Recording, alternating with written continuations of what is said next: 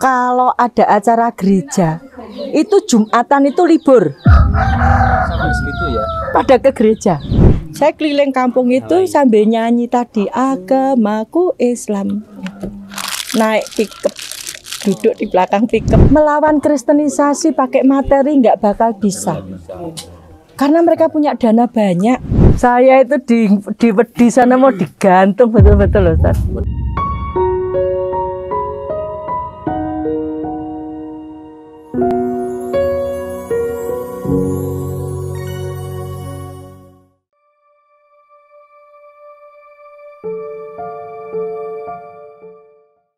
Jenengan itu kesini awalnya tahun berapa? Kita kesini itu 3 tahun yang lalu, Ustaz. Oh, baru 3 tahun. Ya, jadi adanya masjid Muhibul Firdaus itu 3 tahun yang lalu. Yeah. Itu kan teman-teman Ukuwah Solo yang mengadakan masjid itu. Kemudian kita mengadakan pembinaan karena kan letak masjid itu hanya 2 rumah dari gereja.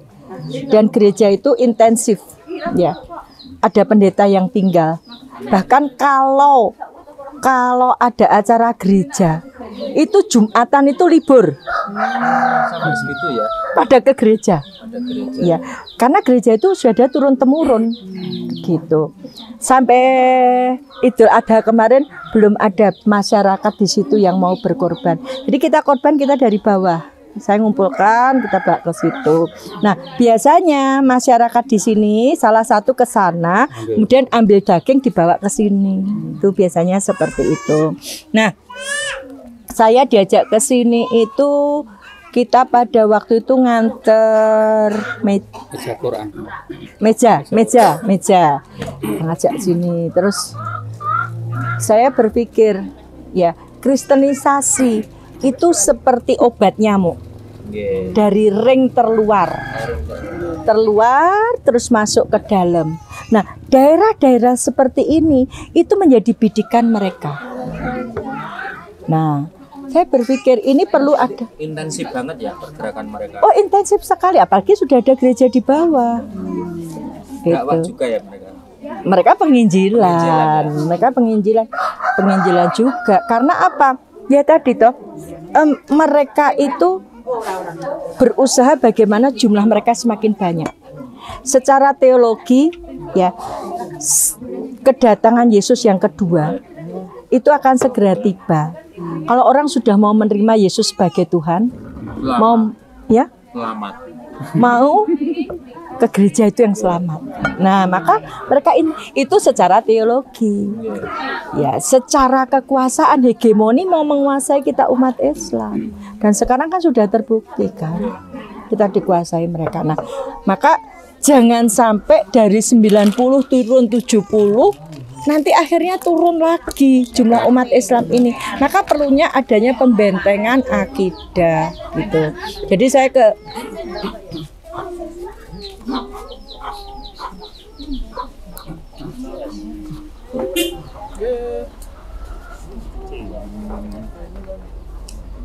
ya, jadi saya ke Jelarem itu setiap Sabtu kedua itu ngisi pengajian gitu. Ada beberapa ibu yang ke sana begitu. Nah, korban tahun lalu ya Mas ya. Ding 2 tahun yang lalu. 2 tahun yang lalu. Bukan korban, ding, baksos. Biasanya kita baksos. Kita baksos itu kita bukan orang suruh datang, kita pengajian dulu. Habis itu baksosnya kita bagi ke rumah-rumah. Karena gereja pun seperti itu. Cuman video saya enggak ketemu. Kalau ketemu saya caos ke panjenengan. Saya keliling kampung itu sambil nyanyi tadi, agamaku Islam. Naik pickup, duduk di belakang pickup sambil nyanyi-nyanyi kayak gitu. Cuman saya cari video. Iya. Cuman saya cari video, saya belum ketemu itu. Iya. Seperti itu, Ustaz.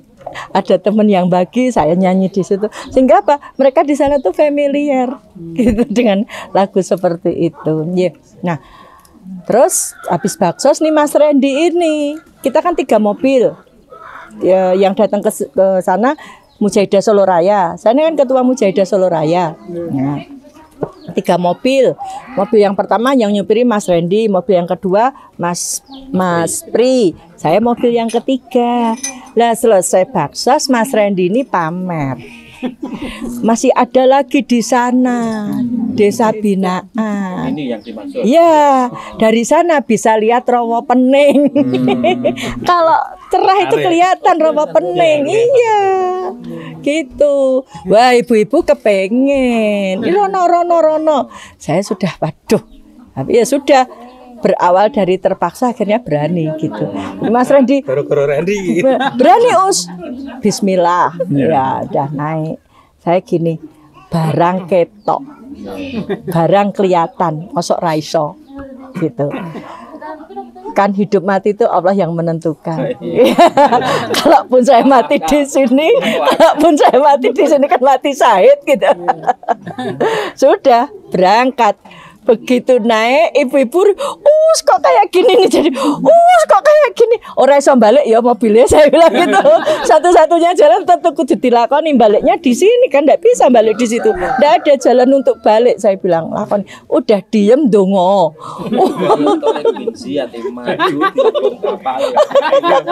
Maju saja, udah maju dongo. Tapi saya tekniknya, jadi Mas Randy naik. Mas Pri naik, sudah naik baru saya naik supaya enggak keglondor.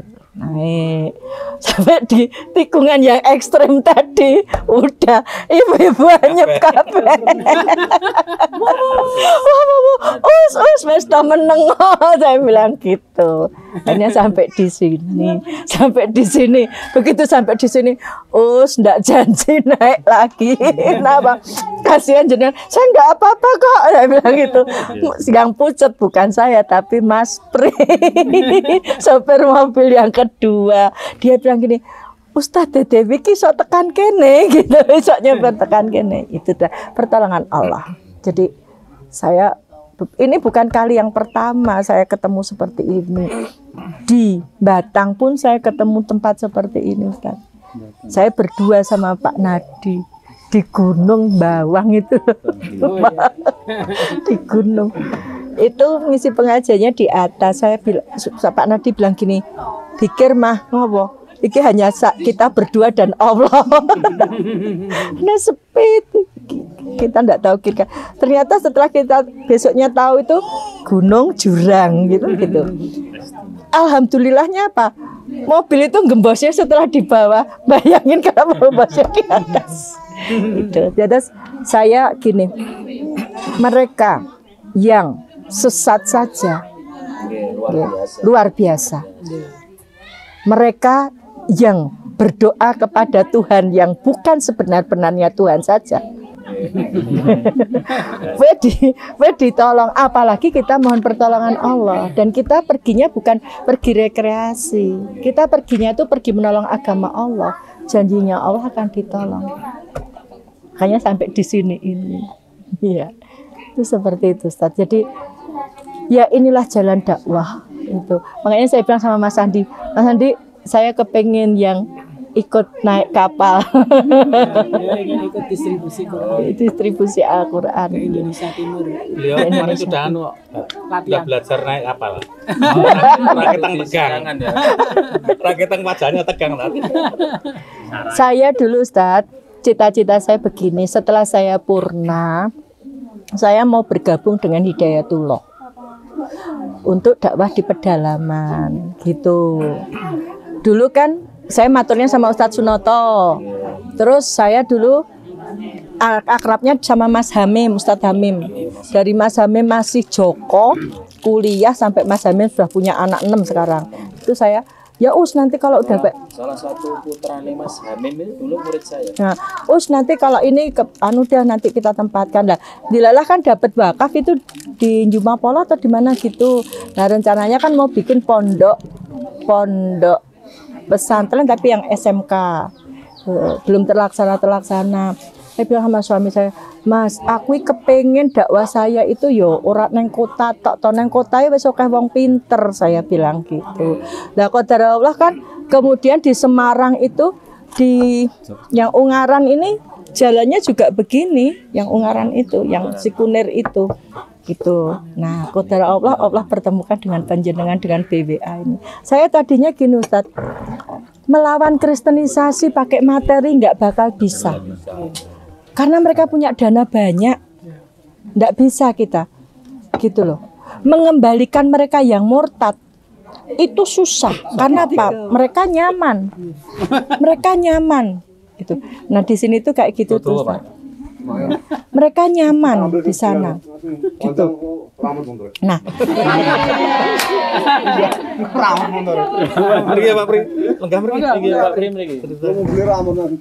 kalau kemudian bagaimana caranya? Yang masih Islam ini yang kita kuatkan. Dengan apa kita kuatkan? Salah satunya dengan Al-Quran, gitu loh. Cuman saya kan gini, ya Allah, lewat mana ya saya gitu. Ya, kan itu kalau di YouTube itu Quran kami sudah rusak kan gitu. Ya, lewat mana ya saya, ya Allah berikan jalan. Gitu. Lah sebelumnya itu kan ada dari umroh, haji, saya tolak semua, termasuk Mbak Sinta itu saya tolak gitu. Tolak. Dilalah panjenengan. Panjenengan itu saya berdoa betul. Ya Allah, kalau ini baik buat saya, mudahkan, lancarkan. Tapi kalau tidak, singkirkan segera ya Allah. Itu sebelum saya melangkah dengan BWA itu. Semua itu sudah diatur sama Allah, Ustaz. Diaturnya apa? Beliaunya ini loh. Bu, kula pokoknya saat niki Berambang. Masya Allah. napa? Masya Allah. Matur nuwun nggih Ibu, berkah nggih panjenengan nggih. Pokoke ngibadahe ampun lali, maca Qur'ane ampun lali. Maca Qur'an sak maknane nggih. Nggih, insyaallah. Mau coba usap le. Apa napa? Usap. Nggih, matur nuwun. Nggih. Nggih, Bu. Nggih, atas nggih. Nggih, Masya Allah luar biasa. Bu, ngaji ya. Ngaji ben dadi anak soleh ya. Oh iya. Nggih. Niki putra-putrane sekolahnya teng pundi, Don? Ngaklik, medun dadine. Oh nggih. Nggih, sanes medal. Nggih.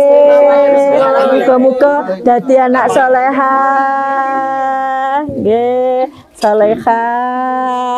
Nggih. Pasar Nggih.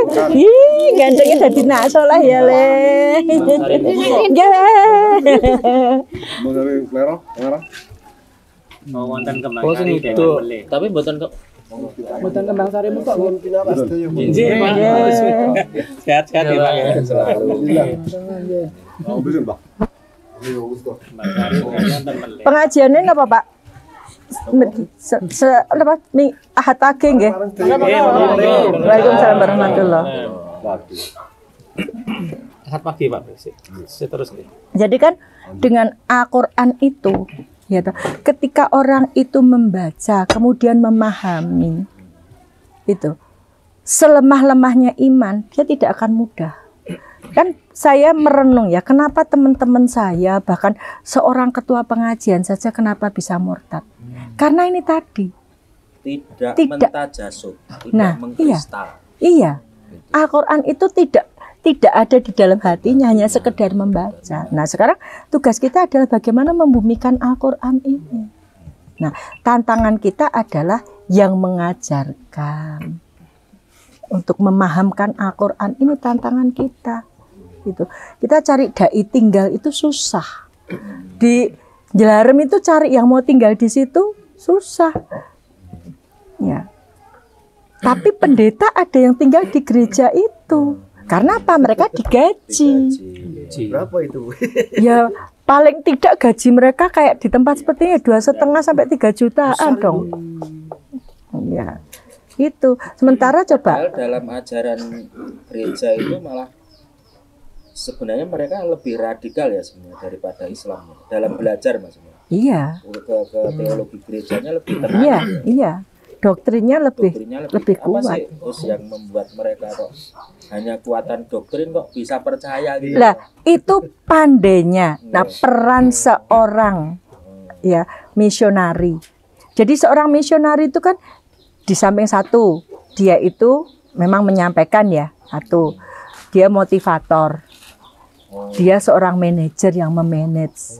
Nah itu, jadi tidak hanya ceramah, tapi memberi pembelajaran. Maka kalau penyanyi perhatikan, kalau saya ngisi pengajian, mesti kalau ada orang ngobrol, saya bilang saya yang ceramah. Nah itu supaya mau mendengarkan. Ini kadang-kadang kan ustadz itu pokoknya ngomong, wae kue arep turu arep ngopo lah ini loh. Ini tantangan kita. Nah, public speakingnya.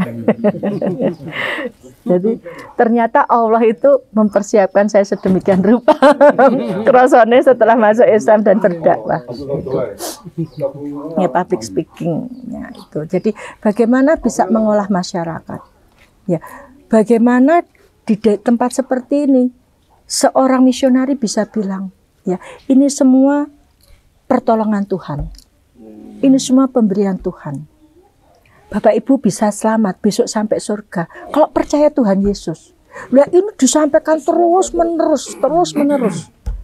Nah keburukan yang disampaikan terus menerus itu kan jadi justifikasi kebaikan. Nah ini makanya kita perlu menyampaikan tentang masuk Islam, agama milik Allah itu Islam, agama milik Allah itu sampai saya menemukan 3L tadi, leres, lurus, laras. Ini kan gampang dicerna. Leres agamane, leres yang disembah, leres cara ngibadahnya, ya, berada di jalan yang lurus, nanti laras lancar sampai ke surga ini.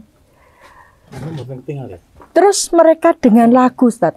Saya tuh belajar lagu itu umur 7 tahun ya. Terus sampai sekarang saya masih ingat. Ya, dalam nama Yesus ada kemenangan. Itu ditanamkan sejak kecil. Kalau kamu ikut Yesus kamu menang. Berarti cukup ikut, percaya, yakin saja ya. Iya. Itu ditanamkan sejak kecil gitu. Makanya kenapa saya ngajari lagu agamaku Islam. Ini kalau sampai mendalam ini kan bisa jadi benteng. Allah itu Tuhan, Tuhan itu Allah. Kalau tidak, Allah itu bukan Tuhan. Kita kan mau bilang yang itu bukan Allah gitu loh. Tapi kan kalau tidak, Allah itu bukan Tuhan ini loh. Ya. Kan gini, Quran. sebenarnya klaim agama itu kan agama samawi itu kan selalu yang jadi klaim kebenaran itu kan kitab suci. Ya kan? Ya. Agama-agama samawi kan pasti klaim kebenarannya kan kitab suci. Ya. Nah, sementara kan dari Injil sendiri itu kan sebenarnya sudah mereka sudah berubah-ubah kok mereka masih meyakini ya itu ya. Nah, ini tadi kepandaian, kepiawaian. Ya. Kayak orang penyanyi enggak mana Pasar Klewer. Kan ada moonlight itu kan. Nah, itu kan kepandaian dia menyampaikan sehingga orang beli obat gigi padahal belum tentu sembuh. Nah, begitu juga seorang pendeta. Gitu. Satu itu, dan kedua dia melakukan sesuatu yang real. Katakan ya di Bambang kayak di daerah Wonogiri, saya lupa namanya. Giri ya? Lupa saya, anak angkat saya itu si Bambang itu bilang gini, jadi pendeta itu bikin percobaan rekayasa buah. Ya, terus sukses kan? Masyarakat suruh melihat. Ya, setelah melihat, tertarik enggak? Tertarik, dikasih bibit. Nah, setelah berbuah, mulai dia masuk di situ. Ini pertolongan Tuhan Yesus. Ya. Nah, makanya saya mendorong pondok pesantren itu bagaimana para santri yang hafal Al-Quran itu punya skill. Katakan isok dandani printer wes, kayak Mas Andi isok dandani printer. Wah, Mas Andi printer saya sekarang jadi bagus loh. Alhamdulillah itu pertolongan Allah lewat saya. Nah, itu loh. Yang kita kadang-kadang kurang di situ. Ya, kita tidak mengkaitkan dengan Allah. Sementara mereka selalu mengkaitkan ini. Wastul amal bil akidah. Nah, iya. Mengaitkan setiap amal itu dengan akidah. Iya, iya. Iya. Jadi itu yang perlu kita olah itu seperti itu. Jadi dengan seperti itu insya Allah lah masyarakat itu, oh iya, kalau saya melakukan seperti ini saya cari ridho Allah supaya saya masuk surga. Gitu. Itu Ustadz. Jadi ya, jadi seperti ini nih Allah itu sudah, wah betul-betul. Saya kalau tidak berpegang pada Al-Quran gitu, tidak berpegang pada Allah, mungkin sudah di rumah sakit jiwa. Betul Ustaz. Saya itu di sana mau digantung betul-betul Ustaz. Wedi Klaten. Di Klaten. Waktu bencana alam tahun 2006. Itu kan gempa itu kan. Saya di Wedi itu ya. Setiap malam kan kita ke sana untuk pembentengan akidah itu. Saya 6 bulan loh di sana. Saya sama teman-teman sama Mas Hamim itu awalnya. Oh, Mas Hamim. Sama Mas Hamim. Jadi saya awal masuk sana itu cuma sama Mas Hamim tok Hidayatullah itu. Terus ketemu teman-teman dari Pemuda Muhammadiyah itu. Akhirnya tiap malam kita pengajian di sana di Ciman gitu. Kita di situ. Terus kira-kira perang lembar. Kan ketika itu tuh iman Islam itu murah sekali Mas Hendrik. Orang nukarkan iman Islam itu dengan semen, asbes, panci. Jadi saya di desa lupa saya namanya. Itu kita mau pengajian nih, mau pengajian jam 4 ya. Masyarakat itu dari zuhur sudah dikumpulkan. Ya, mungkin tahu kita mau pengajian. Katanya nanti habis asar mau ada pembagian panci. Ya. Sehingga masyarakat kan kumpul semua. Iya, panci, iya. Sampai akhirnya sampai maghrib itu baru dibagi. Berarti kan mereka nggak sholat duhur, nggak sholat asar, nggak sholat maghrib, hanya menunggu panci itu. Gitu. Nah, dari situ terus kita maaf Pak sayang. Ini Mas. Ini ada loh. Ini panas. Dari situ terus tiap malam kita ke sana itu minimal saya bawa snack itu 500 Ustaz. Minimal saya bawa snack itu 500. Itu nah dilalah di Wedi itu ada pengusaha Kristen. Dia jual bahan bangunan. Dulu dia menggunakan nama Rebana. Iya, Rebana Babes. Iya, itu saya. Iya, pakai Rebana itu. Ini Rebana Muslim. Enggak. Itu saya sudah menyampaikan itu. Saya bilang itu bukan remaja gereja baptis. Saya bilang gitu. Mereka yang dari Sanata Dharma pakai jilbab. Iya, pakai jilbab mereka. Nah, kerudung. Nah, pada waktu saya ngisi pengajian, mereka bagi-bagi brosur. Lah, ada tim yang lihat, diambil brosurnya. Ternyata brosur dari gereja. Saya ditangkaplah anak-anak perempuan ini, anak 6. Ditanya, kamu dari mana? Dari Sanata Dharma. Suruh lepas jilbab, ternyata kalung semua. Nah itu dari situ ada pengusaha bangunan, toko bangunan Kristen. Nah dia mesti dapat dana dari gereja. Nah lingkungan di situ kan mau dimurtadkan. Kita ngadakan pengajian. Nah terus dia sudah ngumpulkan preman-preman ini, kuasih miras. Udah pada mabuk, suruh nyegat saya. Nah saya basecamp saya di Masjid Raya Wedi itu. Nah saya ditelepon sama panitianya, Bu, nanti kalau ke sini jangan sendiri ya Ibu, jangan sama Bapak. Lah kenapa toh Mbak? Udah pokoknya jangan sama Bapak, cari temen. Gitu. Lah saya kemudian nelpon namanya Mas Sigit itu, Mas, anak acara, ndak ada Bu. Ya kancani ya, gitu. Nah, kancani neng Wedi, ya Bu, gitu. Terus saya nelpon Mas apa tuh lali aku. yang di Prambanan itu, ketua pemuda Muhammadiyah itu. Mas ada acara? Nggak ada tuh Us. Temeni ya, kewedi saya mau pengajian. Ya, dia malah ngajak teman-temannya pemuda Muhammadiyah banyak banget. Nah, saya di masjid, terus itu Mas Sigit, Mas Anu itu pada datang kan banyak. Lah yang mabuk ini pada datang. Apa tuh Mas kok rame-rame? Arep ngiring Bu Dewi pengajian kok.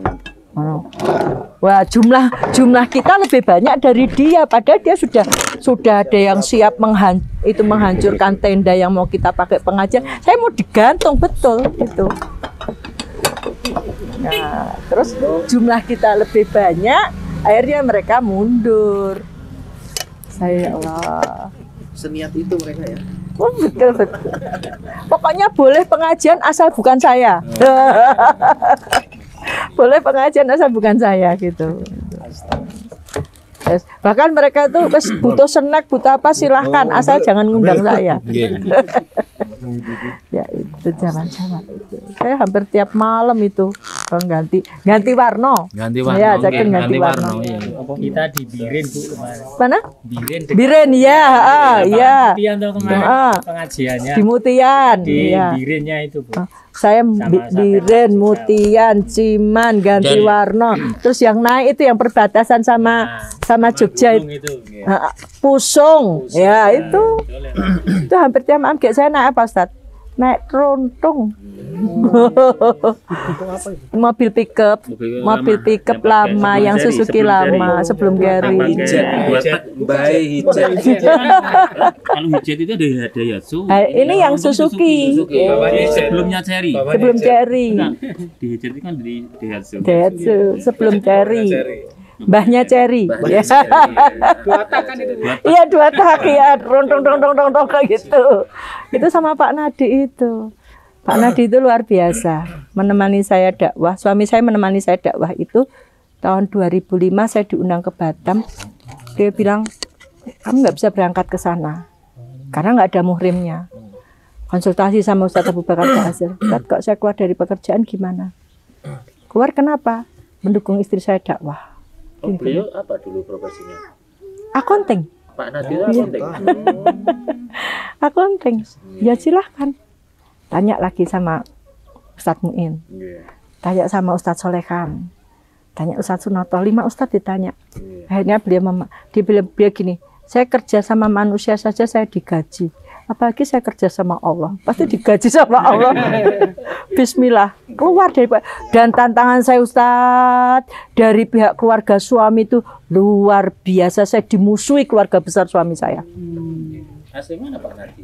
Penumpang. Penumpang ya. Saya dimusuhi keluarga besar suami saya. Gara-gara dapat saya, suami saya keluar dari pekerjaan. Gitu. Nah, itu. Dan beliau yaitu sejak itu terus menemani saya dakwah. 2005. Dari 2005 ya. Dari 2005. Tapi kalau lihat saya kemarin lihat yang nikahin Ustadz Muin itu. Iya. Yang nikahin Ustadz Muin. Jadi saya itu suami saya meninggal Agustus 2003. Habis masa iddah saya awalnya ada Ustadz PKS yang mau ngambil saya, nggak jadi. Nah, saya kan ngaji di Masjid Daman. Terus Ustadz Muin, saya ngajinya sama yang PKS awal itu. Bu Endang itu suaminya Pak Madi, istrinya Pak Madi. Terus saya murabbiah, saya kan istrinya Ustadz Muin. Nah, terus sama Ustadz Muin, kita di Masjid Daman itu saya ngaji di sana. Kebetulan ada Arimatea. Nah, di Arimatea Ustadz Solekan. Nah, saya kemudian kan ikut acaranya Arimatea. Nah, terus pengajian di Masjid Daman itu ada selebaran gitu, suruh ngisi nama dan lain sebagainya kan. Terus saya nulis, saya mu'alaf gitu, saya mu'alaf. Lah itu dibaca sama Pak Nadi karena Pak Nadi sekretaris. Pak Nadi bilang sama Ustadz Muin. Sekretaris Arimatea. Iya, sekretaris Arimatea. Pak Nadi itu. Iya. Bilang sama Ustadz Muin. Terus saya ditimbali Ustadz Muin. Bu Dewi harus menikah. Enggak lah Ustadz, saya bilang gitu. Mbak, saya enggak. Bukan untuk nafsu dunia tapi untuk dakwah. untuk dakwah apa sih saya gitu. Terus suruh istikharah. Nah 2 minggu dikasih waktu, langsung ditemukan sama Pak Nadi. Dinikahkan sama Ustadz Muin. Yang nikahkan Ustadz Muin, yang khotbah Ustadz Solehkan, yang berdoa Ustadz Sunoto. Yang punya kerja takmir masjid Daman loh. Itu saya yang nikahkan Ustadz Muin. Jadi saya sama Pak Nadi itu nggak pakai proses ya, temukan Ustadz Muin, udah nggak boleh telepon, nggak boleh gitu. Dan nikah syar'i dulu. Udah nikah syar'i, mau telepon mau ngapa silahkan. Nikah syar'i dulu saya. Tuh perjalanan saya tuh kayak gitu. Tapi kalau yang waktu suami pertama itu belum masuk Islam ya, beliau? Saya Meninggal itu. Suami kedua, jadi saya menikah tahun 85 sama ketua pengajian yang saya murtadkan. Nikah 7 tahun, dia balik Islam. Oh, ketua pengajian itu? Ya, saya tetap Kristen. Saya sama anak saya. Saya menjanda 7 tahun. Februari 99 masuk Islam, Juni 99 nikah sama orang Islam. Juni 99 nikah sama orang Islam. Ya, jadi saya punya anak dari suami pertama gitu. Terus nikah 4 tahun, suami saya meninggal. Yang kedua itu ya? Ya, yang kedua itu orang Madiun, orang Magetan. Makanya saya familiar di Madiun itu. Cucunya Barjo. Pendirinya SK. Itu jadi seperti itu. Nah, terus suami meninggal. Terus saya ketika itu saya kemudian dalam keadaan sendiri, saya semakin mencari, ujiannya semakin banyak. Nah, terus dapat suami Pak Nadi itu.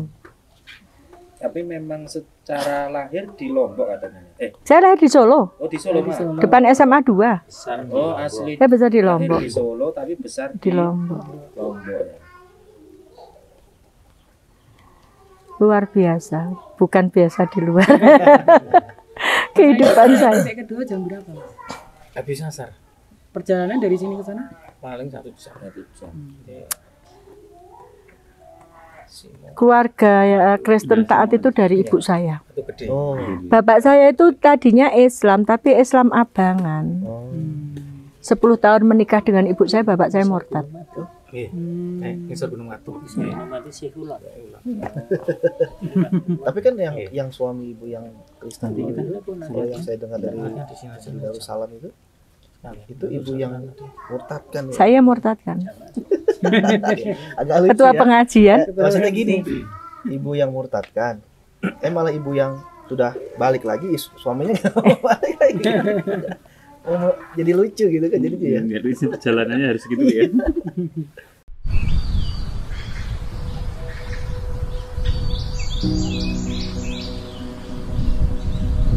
Jadi Talawit Kampung Pesantren ini terletak di Kecamatan Kendaher.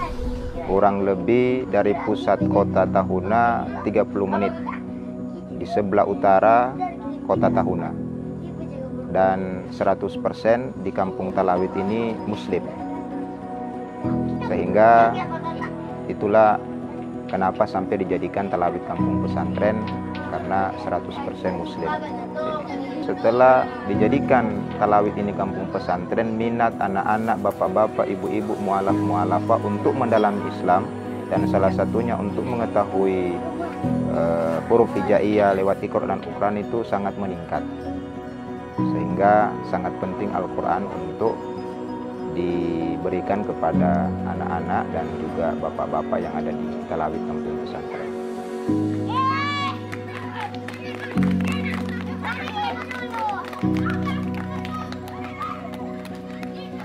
Itu 1 bulan sudah ada 5 yang robek, karena memang anak-anak. Jadi entah karena semangatnya atau semangat bermainnya, jadi memang butuh dibantu Iqra dan juga Al-Quran karena dengan alasan tadi. Jadi harapan kami ke depan dari Badan Wakaf Al-Quran bisa memberikan Al-Quran kembali untuk taman pengajian di Talawit Kampung Pesantren.